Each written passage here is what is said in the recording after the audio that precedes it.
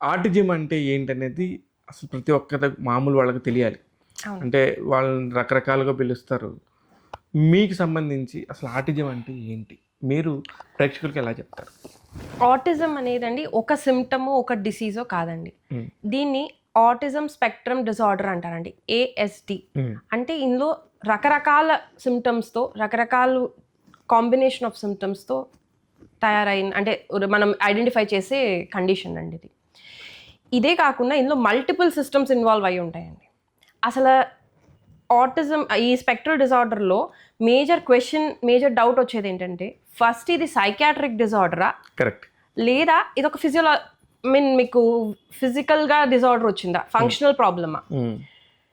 ఇక్కడ ఇన్వాల్వ్ అయ్యేది ఏమేమంటే అండి, ఇమ్యూన్ సిస్టమ్, గట్, బ్రెయిన్ మూడు ఇన్వాల్వ్ అయ్యాక దానివల్ల వచ్చిన ఎఫెక్ట్ సైకాట్రిక్గా మనకు కనబడుతుంది.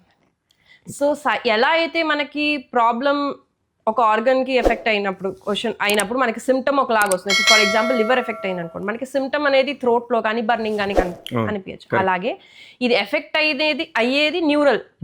ఇది బేసికల్గా ఒక న్యూరో ఇమ్యూన్ డిజార్డర్ అండి. ఆ న్యూరో ఇంకా ఇమ్యూన్ యొక్క డిజార్డర్ వల్ల వాళ్ళ బిహేవియర్లో మనకి సిమ్టమాటిక్గా మనకి ఎక్కువగా కనబడుతుంది. సో ఇది ఒక వైడ్ స్పెక్ట్రమ్ డిజార్డర్ అండి మెయిన్గా. దీన్ని డెవలప్మెంటల్ డిజార్డర్ కింద చెప్తారండి.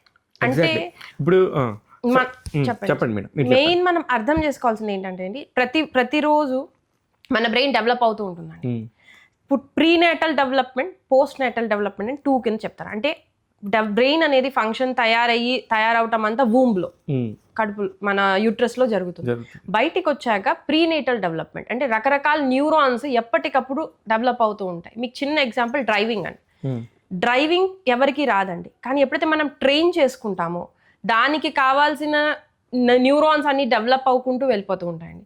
సో అప్పుడు ఆటోమేటిక్గానే బ్రెయిన్ అనేది ఆ కనెక్షన్స్ అనేది డెవలప్ చేస్తుంది. ఎగ్జాక్ట్లీ, ఒక డ్రైవింగ్ అనే కాదు, ఏ పనికైనా సరే మనం చేస్తున్నప్పుడు దానికి ఒక న్యూరో సిస్టమ్ అనేది డెవలప్, దాని యొక్క సినాప్సిస్ కానీ దాని కనెక్షన్స్ అది ఫామ్ చేసుకుంటుంది. అదే డెవలప్మెంట్ అండి. ఇప్పుడు ఈ స్పెక్ట్రమ్ డిజార్డర్స్ వచ్చినప్పుడు ఈ డెవలప్మెంట్ అనేది ప్రతిరోజు జరుగుతుంటుంది. మీరు అబ్జర్వ్ చేస్తే పిల్లలు రోజు రోజుకి కొత్త కొత్త విషయాలు నేర్చుకుంటూ ఉంటారు. వాళ్ళలో చాలా ఫాస్ట్గా ఫామ్ అవుతూ ఉంటాయి.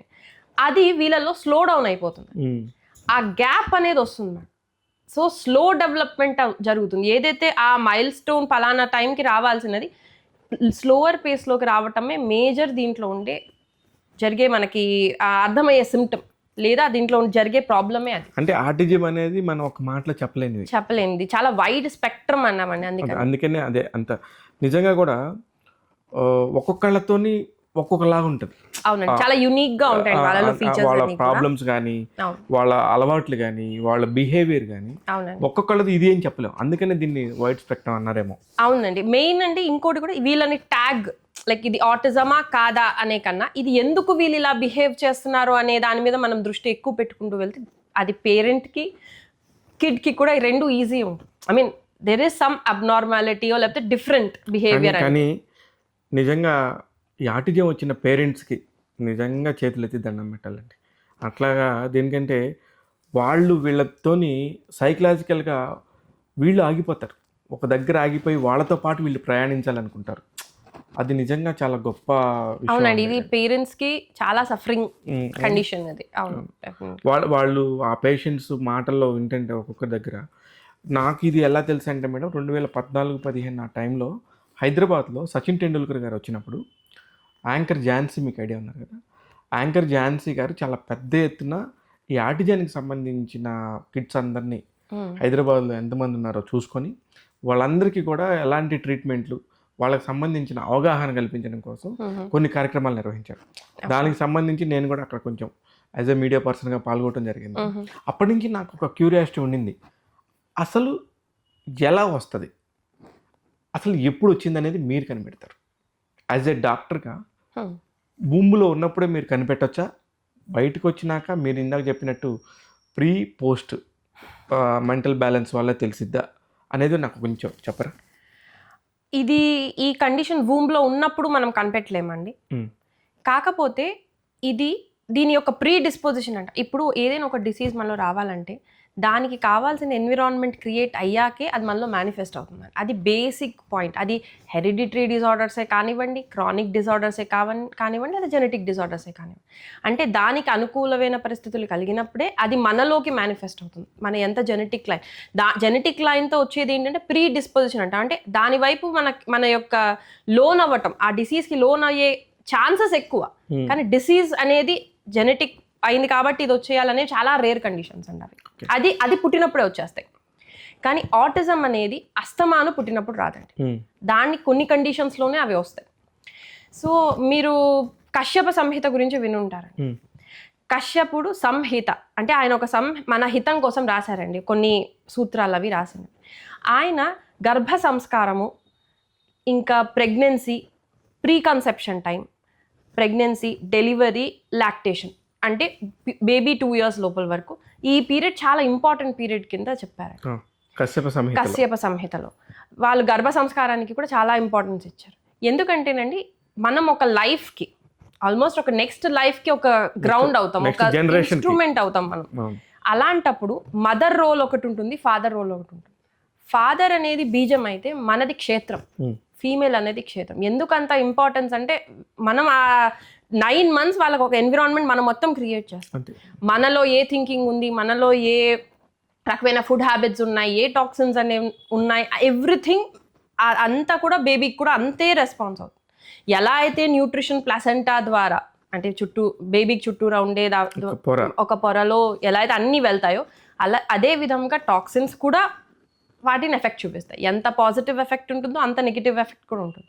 కాబట్టి ప్రీ కన్సెప్షన్ ప్రెగ్నెన్సీ పీరియడ్ అనేది చాలా ఇంపార్టెంట్ అండి. మదర్లో ఇప్పుడు స్టడీస్ మీకు చెప్తూ బయటికి వస్తున్నాయి ఏమనంటే మీకు మదర్ హెల్త్ డ్యూరింగ్ ప్రెగ్నెన్సీ అనేది చాలా ఇంపార్టెంట్ ఫ్యాక్టర్ ప్లే చేస్తుంది ఫర్ ఇలాంటి కండిషన్స్ లేటర్. ఇదే కాదండి, ఎనీ కైండ్ ఆఫ్ ఎలర్జీస్ పిల్లలకి వచ్చిన ఆటో ఇమ్యూన్, కోల్డ్, ఇవి ఏ సఫరింగ్ అయినా mother health, what mother takes, ఒక మదర్ ఎలాంటి లైఫ్ స్టైల్ లీడ్ చేస్తుంది డ్యూరింగ్ ప్రెగ్నెన్సీ అనేది డెఫినెట్లీ ఇట్ మ్యాటర్స్ అండి.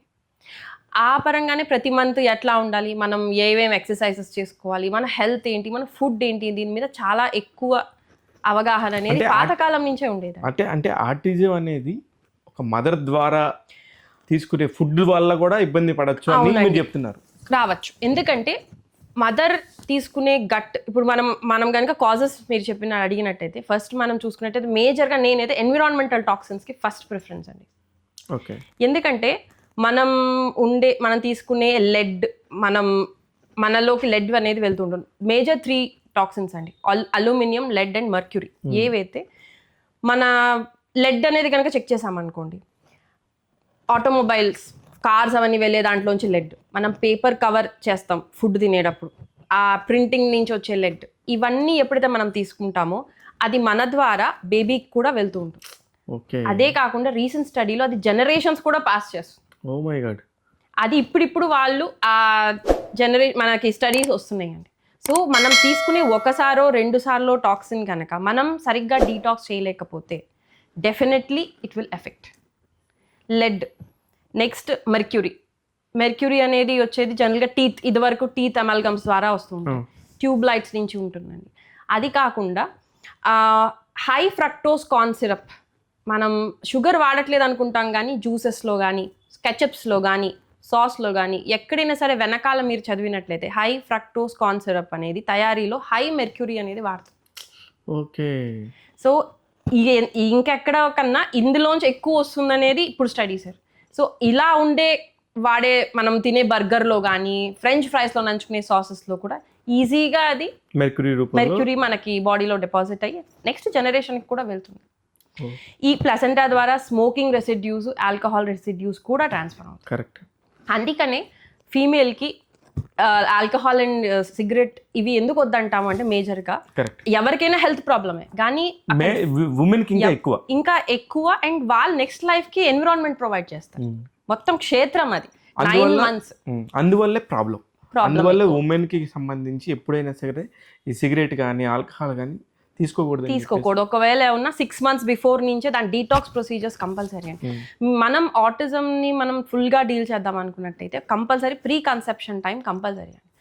ఎప్పుడైతే మీరు కన్సీవ్ చేద్దాం అనుకుంటున్నారో కొంచెం అది అవేర్నెస్తో మదర్ అండ్ ఫాదర్ ఇద్దరు డీటాక్సిఫికేషన్ ప్రొసీజర్స్, వాళ్ళల్లో ఉండే టాక్సిన్ ఎలిమినేషన్స్ అన్నీ బాగుండేటట్టు, వాళ్ళు నరిష్డ్ ఫుడ్ తీసుకునేటట్టు. ఎందుకంటే మదర్లో కనుక MTHFR అనే ఒక జీన్ ఉంటుందండి. ఆ జీన్ డిఫెక్ట్ ఉందనుకోండి, వాళ్ళు ఫోలేట్ అంటే ఐరన్ని సరిగ్గా మెటబలైజ్ చేయలేరు. ఆ డిఫెక్ట్తో వస్తే అప్పుడు మీరు చెప్పిన జెనెటిక్ వల్ల వచ్చిన ఆటిజం వస్తుంది.